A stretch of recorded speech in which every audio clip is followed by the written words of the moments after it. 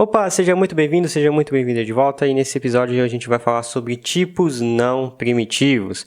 Então no vídeo passado a gente aprendeu sobre objetos um pouquinho mais, a gente só utilizou, não aprendeu a criar eles ainda, mas sabe que eles existem, e a gente aprendeu também sobre tipos primitivos. Então, quando a gente define um número inteiro, como por exemplo 2, a gente pode eventualmente utilizar o conceito de não primitivo. Como assim não primitivo, Thiago?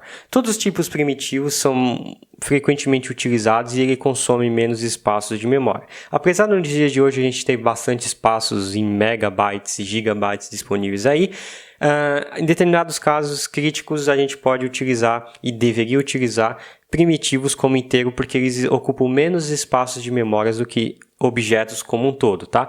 Então, qual que é uma forma de a gente representar tipos primitivos como não primitivos? A gente pode definir uma classe, um objeto chamado de integer, tá? Esse objeto integer, ele meio que envelopa o conceito de inteiro, só que ele tem outras propriedades maior que a gente pode definir dentro dele. Então, se a gente definir um integer y, por exemplo, com 4, ele vai funcionar da mesma forma como se fosse um inteiro primitivo. A diferença é que aqui a gente pode abrir e a gente consegue ver que ele também é uma classe de um pacote chamado do java.lang. Então, pacotes do java.lang a gente não precisa dar um import, né, do java.lang, ele automaticamente vai entender esse cara aqui. E aqui dentro dele tem várias funções, né? A gente aprendeu sobre métodos e funções. Então, ele tem funções utilitárias para a gente converter números, para a gente converter para strings. Ele tem várias funções que a gente pode usar em determinadas situações. E é por isso que ele é um pouquinho maior em termos computacionais, em termos de memória.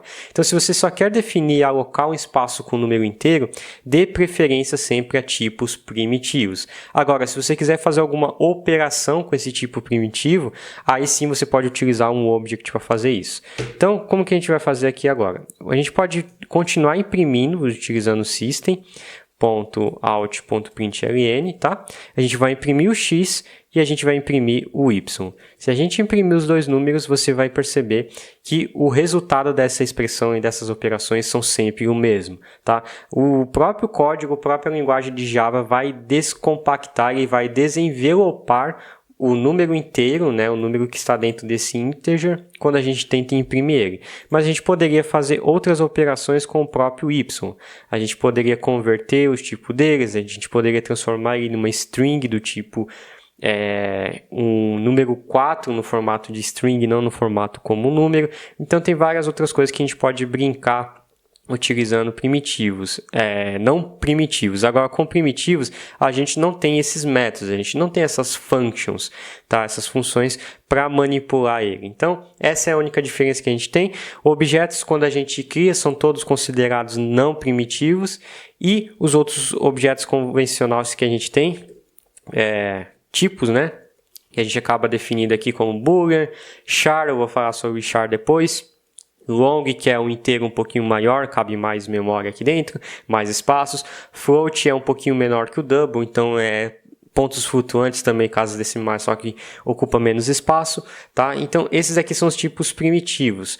Quando a gente define um objeto, como o caso um integer, ou seja, todo mundo que começa com letra maiúscula aqui no começo, é considerado uma classe, é considerado uma instância de um objeto, tá? É um objeto vivo, a gente vai começar a entrar nos conceitos de objeto para a gente conseguir entender todas essas ideias que eu vim falando até então sobre new, sobre instâncias, sobre pacotes e sobre imports que a gente fez nas aulas passadas, tá bom? Então, essas são as grandes diferenças de tipos primitivos para tipos não primitivos. Dê preferência a primitivos caso você for apenas armazenar informações simples, tá bom? Então, esse é o vídeo de hoje, eu vou ficando por aqui. Se puder, deixar o seu like, sua inscrição, caso você ainda não seja inscrito, e compartilhar esse vídeo, eu agradeço. E eu vou ficando por aqui e te vejo no próximo vídeo.